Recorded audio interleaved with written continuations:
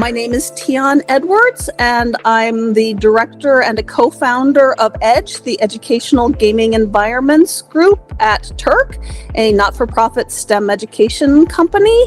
And I'm the principal investigator for a project called Universal Access that designed and developed Europa Prime. The difference between Universal Access and Europa Prime. Well, Universal Access is the name of the project that developed the virtual reality game Europa Prime. So the project involved co-design, research, evaluation efforts, dissemination, while Europa Prime is the product, or at least one of the main products of the project, Universal Access.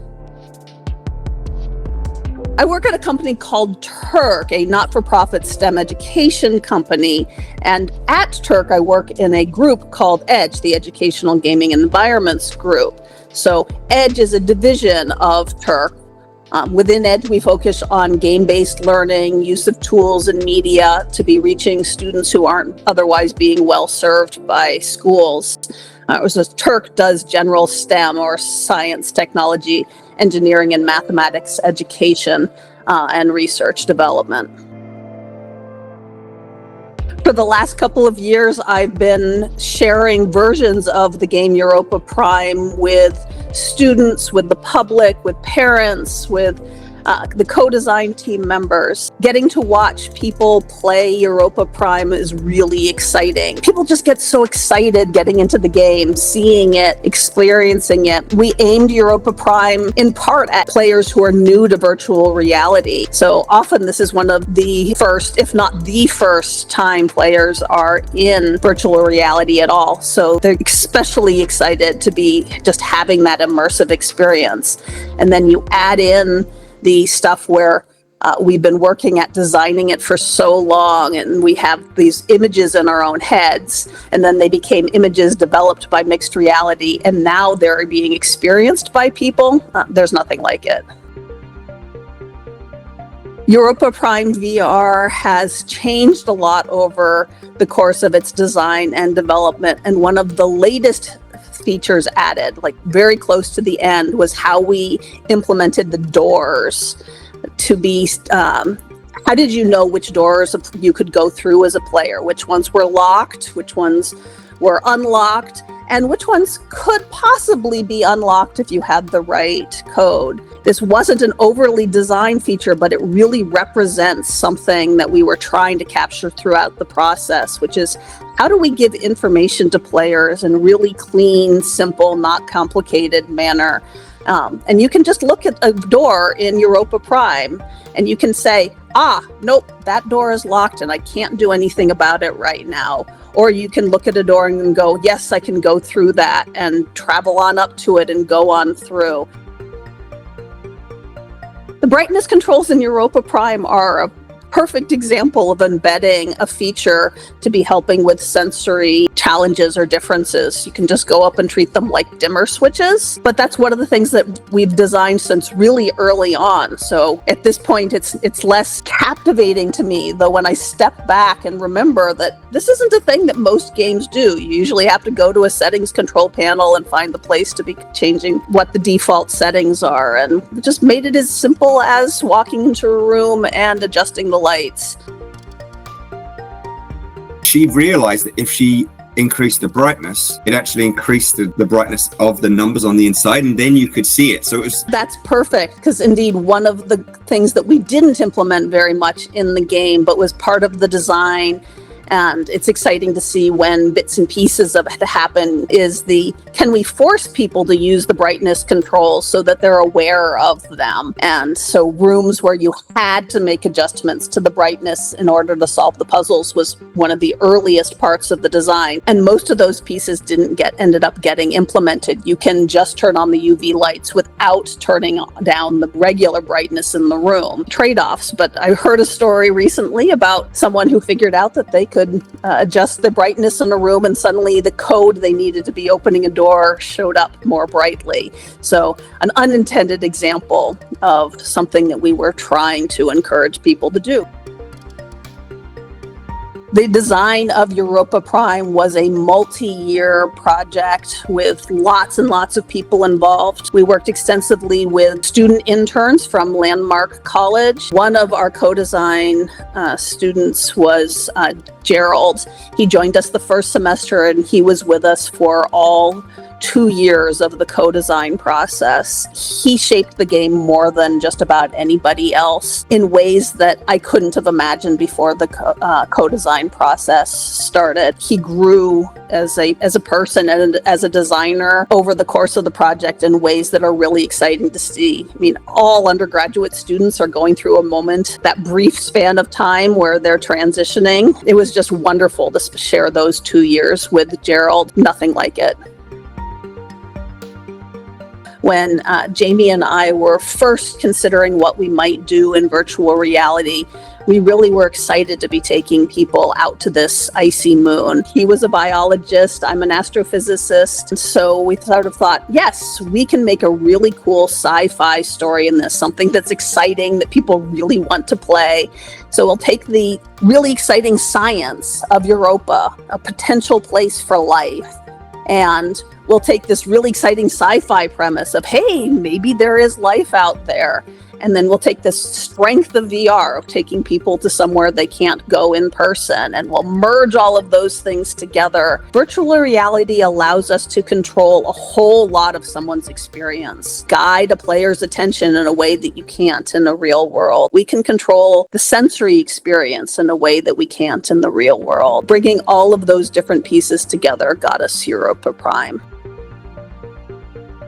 We started the design of Europa Prime at a time we literally couldn't get together in person, let alone put anybody into a virtual reality headset.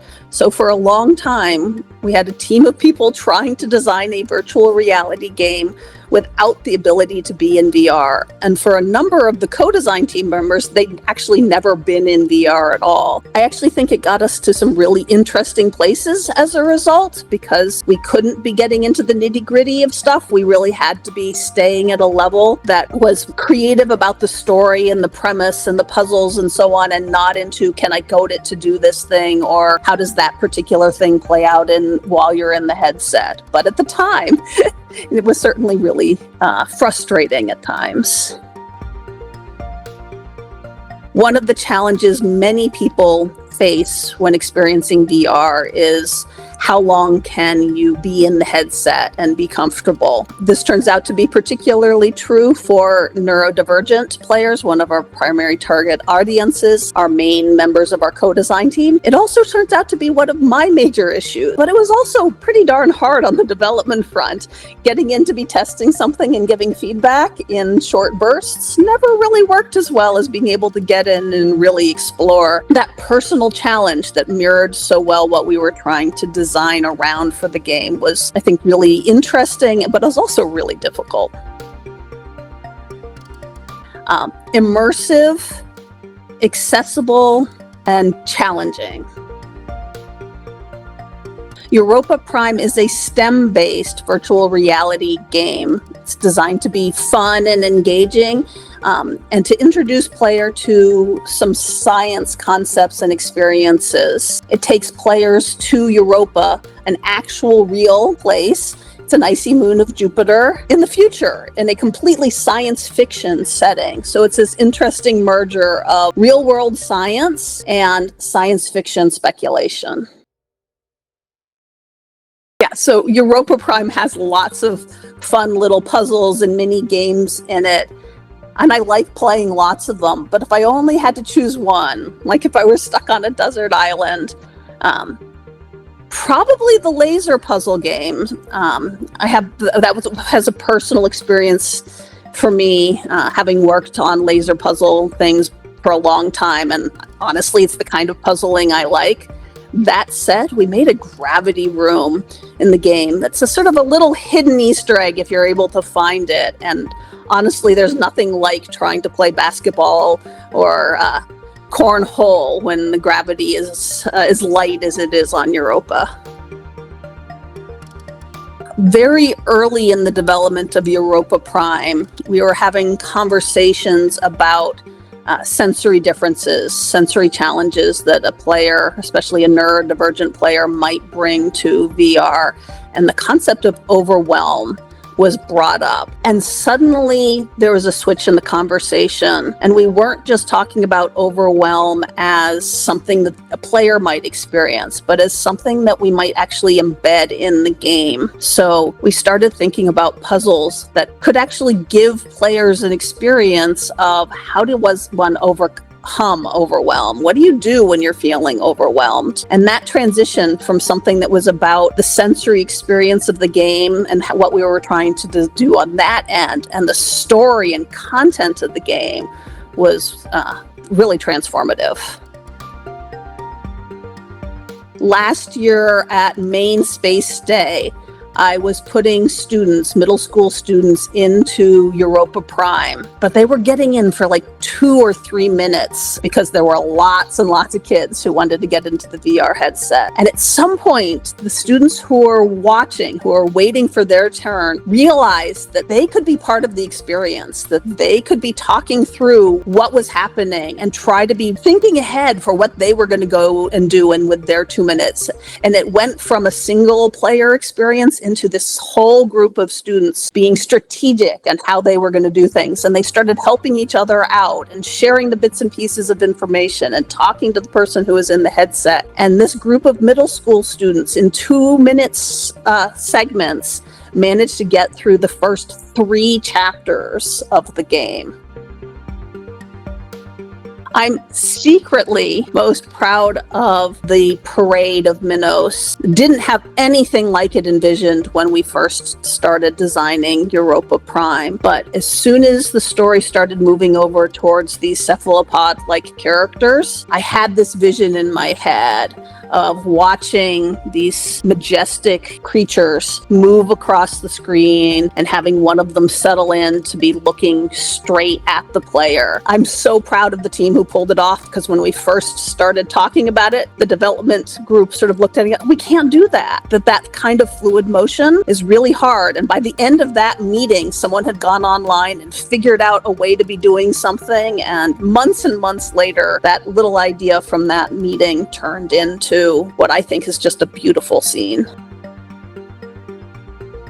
There's a lot of different life forms and characters in the game, but honestly, I think I relate most to the flame jellies. Really colorful creatures outside the window that get chased away by the minnows. They're just hanging out, having a good time, and then suddenly they're getting inundated and they have to flee. But the reason I think I relate to them most is one of the few things that actually can happen in that game where it could be considered a bug, but I actually kind of like it, is that every once in a while, one of the flame jellies gets stuck. It doesn't succeed in fleeing, and so it's sort of hanging out there at a place that in a real ecosystem would be really bad for the flame jelly. But from the game, it just means here I am, right here in the window where I can be admired by the player. And I don't like being admired, but that being stuck where you're not supposed to be there, but you're in that situation, I think lots of people can feel that in their daily lives.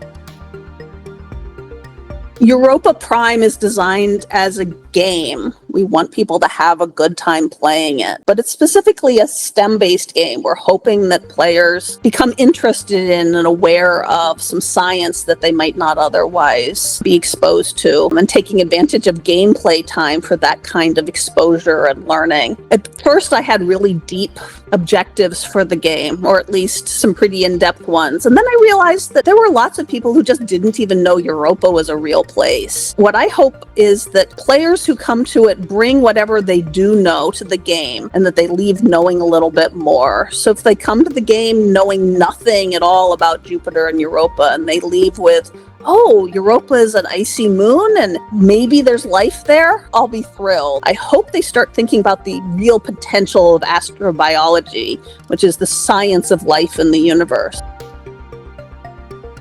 Oh, wow. So Earth's about to die. I get to choose between going to Europa or Mars. Europa's got to win. Like, water is everything. And while Mars might have had water at one time, almost certainly did in my mind, it ain't there anymore. If we can figure out a way to get to the water, great. But I know there's water on Europa. That said, the radiation is going to kill me. So this probably isn't a good choice. Mars is probably eminently more survivable for a human, but at this point, no, I'm headed to Europa. Early on, we talked about and then started designing the possibility of Easter eggs in the game, and most of them were pretty Easter egg-like in the sense that they were just hidden things that one could find. And indeed, towards the end of the game, we've added achievements where you can find coins around the space and try to collect, I believe, 12 of them, and that's really cool. But personally, I'm most interested in the pieces where we're foreshadowing something about the game, where we design something and we know a whole lot of backstory. Player of the game may or may not ever be aware of, but that there are hints of in the game. So as you play, yes, look for the coins and look for the other kinds of hidden Easter egg things like that. But think more about the places where, why is this here? And what is this suggesting to me about a deeper, richer story than one can tell in the kind of experience that we're there? Just taking it to that next level, adding in all of those additional puzzle experiences and the things that make it playful, but doing it in a way that was really thoughtful. That was the piece that we decided not to do the things we couldn't be really thoughtful about. And so if we had the time and money to be taking those things to the next step, the puzzle ideas, the exploration, the mystery of the game, and that the backstory, what's happening, could all be fleshed out. I think I'd want them to walk away with awe, that sense of awe. And it could be a sense of awe of just, wow, that was a beautiful experience, and could be very game-based. Or it could be a sense of awe about the potential for and the beauty of Europa. It could be a sense of awe for there's life out there somewhere else that's just waiting for us to discover and communicate with it. But whatever it is, that sort of sense of, wow, I just had an experience, or I just saw something, or I just thought about something that I don't get to in my normal life, that's what I would aim for. That was what I'd hoped for.